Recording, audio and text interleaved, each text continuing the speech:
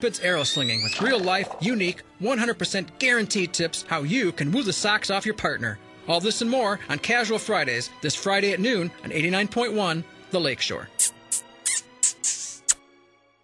Looking to grow your business? Hi, I'm Wendy Burbridge in the Underwriting Sales Department here at 89.1 FM The Lakeshore. Underwriting programming on The Lakeshore connects you to 500,000 potential listeners in Northwest Indiana. Studies show that our listeners are 88% more likely to buy products and services from companies that support public radio. Plus, it's cost-effective and tax-deductible. Call 756-5656 and ask for me, Wendy, or email me at sales@lakeshoreptv.com. Lakeshore Drive, weekdays from 4 to 5:30 on 89.1 FM.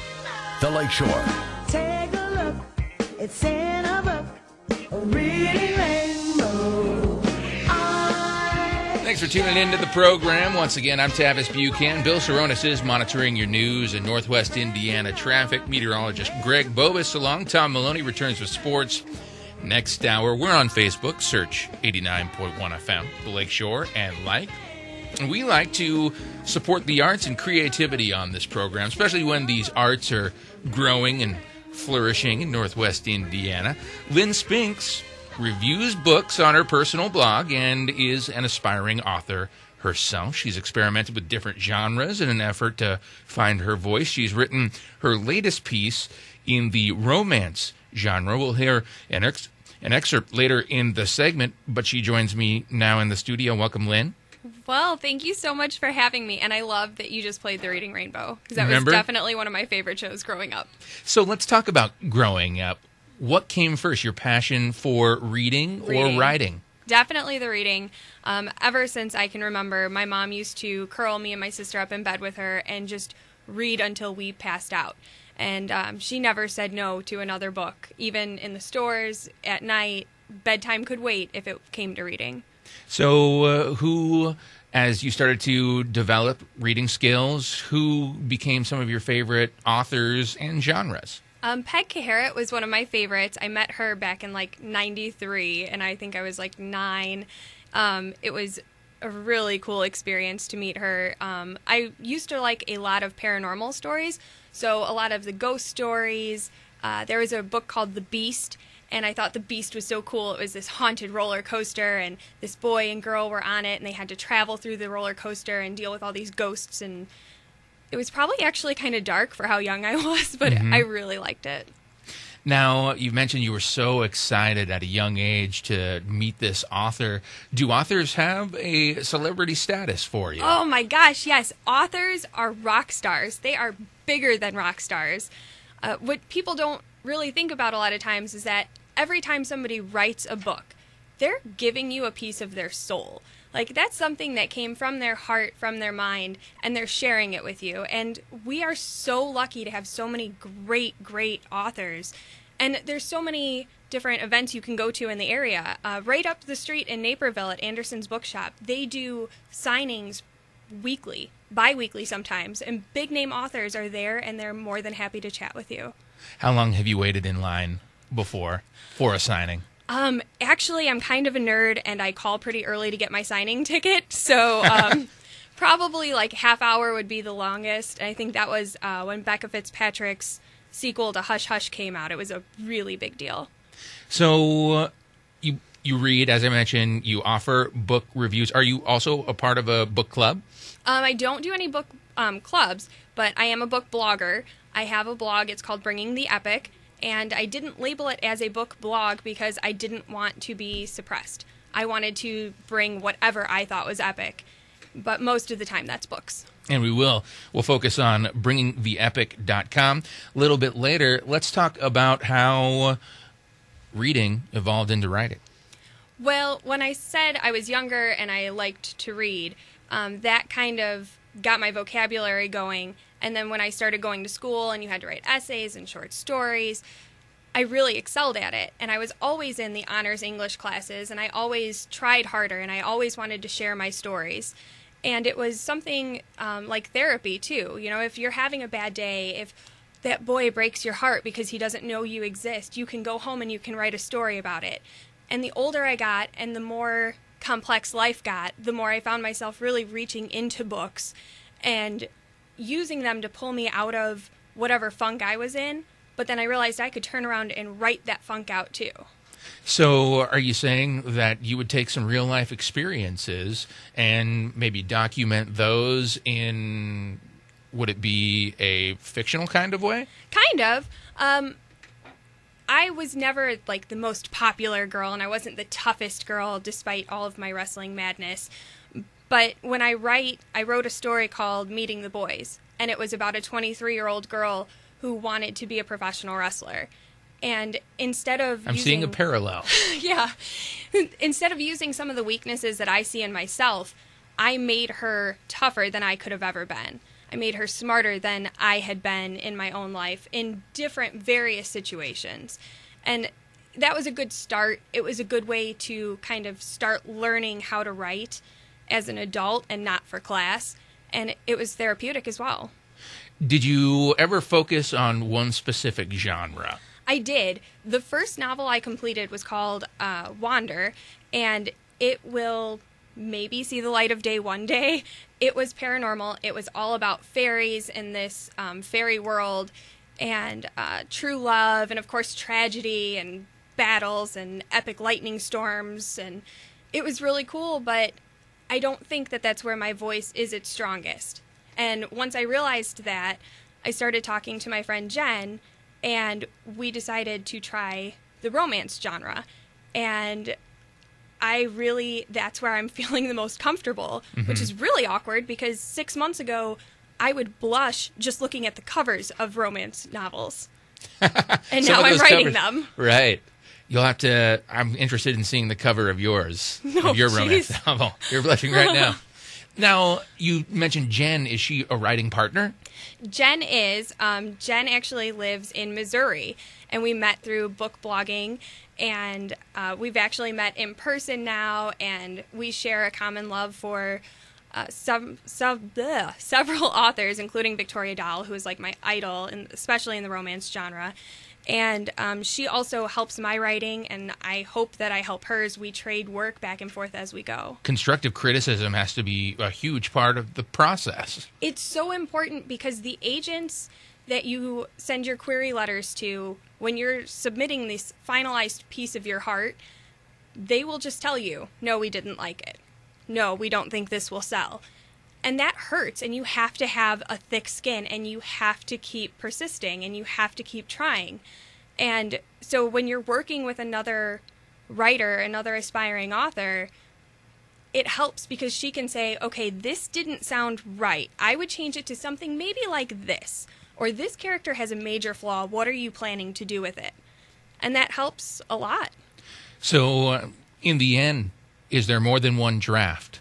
Oh my gosh, yes. The first draft is almost thrown away by the time you get to a finished copy. There's very few parts of it left, and that's a good thing. So your novel that you wrote in the paranormal sci-fi genre, what was the title of it again? Wander. Wander. You finished a novel. How many pages? I don't know the pages if it was in book format. I know that it was about 65,000 words. And then I rewrote it there's an event called NaNoWriMo, and it's National November Write a Novel Month or something. And in November, you have 30 days to write 50,000 words. And that's a lot. And it's a whole community of people that get together, and we watch each other try and succeed at this goal. And so I rewrote Wander, and it ended up being about 76,000. And I'm sure I'm going to go back and play with it again before I even think about submitting it. Well, the longer it is, from hearing what you're saying, the more of you, your personal story, your soul, as you say, you're putting into it, I would imagine. Definitely, but it also gets better because your writing, as far as I've seen, will never get worse. The more you write, the more you read, the better your writing's going to be. So I'm going back through and reading things, and, the sentences are, I saw this, and then I stopped, and then I turned around. Okay, that's a bad sentence. You can completely nix it and fix it and draw so much more into the story without stuff like that. That's interesting because I'll go back and listen to tapes of myself, yes, cassette tapes of myself, and compare it to now, and you can always get better. And you do this with your writing as well. Definitely. Now, let's talk about this piece that you're working on right now, or that is completed. And first of all, you have not yet been published. No, I have not. And you've got lots of works from the past, but this one that you're concentrating on right now is something that you've worked on very hard, and you seem very excited about it. Tell us the story from the beginning. Well, not the story type story. The story of the story.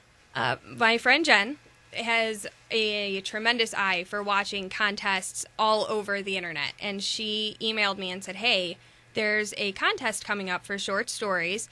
It's through a publishing house that is really growing in the ranks. It's called Entangled, and it's a company that both she and I really, really want to work with one day. And she said, I'd really like to try it. Do you want to try it with me? And it was for a spring fling-inspired short story romance. So you have 10 to 15,000 words to introduce readers to at least 2 characters, to have some sort of conflict, for them to resolve that conflict, and to have a potential happily ever after. Okay, and you decided that this is something, you're into the romance genre right now, this is something that you decided you wanted to try. I did. I decided that it was something I wanted to give it a go, and with a friend like her to help me push me along, I knew I could do it, and we both completed, we both submitted on time, and now it's the waiting game. It's constantly refreshing that email and praying that they picked it up. So, and that email could be hope that you get published. Yeah, what would happen is hopefully I'll get that email by the 15th, which is next week, and hopefully that email will say, we have accepted your story into this anthology of short stories. And then come April, it's a published anthology, and my work will be published, hopefully. Give us just a quick note of what it's about before you read an excerpt. Sure. It's called Action Romance, and it is a play on Action Comics. The very first time Superman was ever seen, and it was this big, crazy deal. Basically, there's 2 main characters, Garrett and Jackie, and they're very different on the outside. Garrett is a hard-working man. He's been out in the world, and he's kind of come back home, and he wants to be comfortable and just be who he is. And who he is somebody who loves comic books. He loves comic book games. Jackie is somebody who's dealt with a lot of rejection in her life. She's trying to be a model. Victoria's Secret isn't calling, but she does get promotional jobs. And they meet because she's hired to be a promotional model for Free Comic Book Day, and Garrett happens to be there, and he helps kind of take her under his wing and, pick out her costume, and there's more to it. It's which character really defines her. She's given a choice of 3. Does she want to be Supergirl, Power Girl, or does she want to be Mara, who is Aquaman's wife? And it's her trying to decide through these 3 characters which one is the most like her, and is that necessarily who she wants to play? Okay. Action Romance. This is an excerpt by Lynn Spinks. Okay. A long-lost issue of Superman lay on top of the cards. Supergirl lay dead in his arms, her lifeless arms hanging, fingers dangling towards the ground. As sad of a cover as it was, the sight of Supergirl lifted his spirits. He would see her today, in the flesh. He could taste her in his dreams, call up her image in a heartbeat, but today he would finally lay his eyes on her. He held the cover up and looked at the old Supergirl costume. It wasn't like the modern costume Jackie had tried on, and thank God, he thought. In his mind, he saw her in cut-off tops and short skirts as everyday attire. Her thighs flexed under the flimsy fabric as she walked. Broad hips lengthened her torso, and her core pulled tight. Garrett shook the image from his head, hoping to get it all out of his system before she showed up, and he was already excited. It would be hard enough to control himself with her there. If he worked himself up about her now, it would be nearly impossible. No, that's not the rule. Jared's voice peeked through the door. Yes, it is. That's how I've always played, and that's the right way. Another, older voice boomed over Jared's. Dude, you have no idea what you're talking about. I know this game. You can't use that card for that move.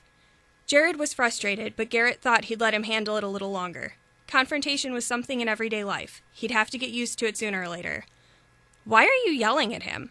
Garrett heard Jackie's voice, and his heart stopped. He froze in place. Because this little turd is messing with the rules. He's not a little turd, and I think you should back off. You're supposed to be an adult, not some pathetic loser that knows everything about some ridiculous card game. Why don't you go get a life, a real one, not the one where you think you're cooler than a freaking 16-year-old kid? Whoa. Garrett stood confused. He was technically almost an expert at the ridiculous card game she was talking about.